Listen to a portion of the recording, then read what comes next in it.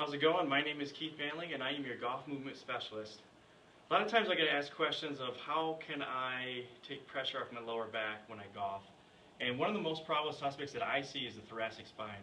So what I want to do is I want to show you three motions or three exercises that you can do that'll help increase your thoracic spine motion, and then in the result will take pressure off your lower back. So what you need is a nice trusty chair.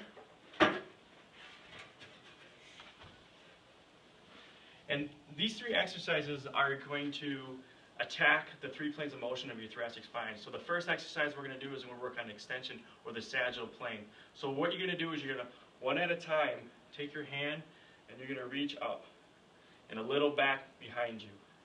And when you're doing this, you're going to start very small and you're going to reach further and further every time. You're going to do about 10 of these in a row on each side.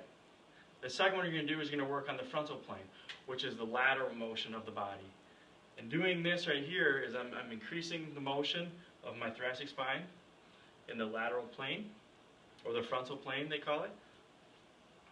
You're going to do that 10 times. And then the third motion we're going to do is we're going to work on rotation, or the transverse plane of the thoracic spine. And what you're going to do is you're going to reach across. And same thing with this one. You're going to go a little bit at a time and then try to go further and further every time. Now this is a really great way also to take pressure off your neck too. So now that you incorporate all three of those exercises together, now let's combine them. So what you can do is I like to take one hand straight forward and one hand straight up, and then you're going to rotate, and it should look like a little bit of a golf swing.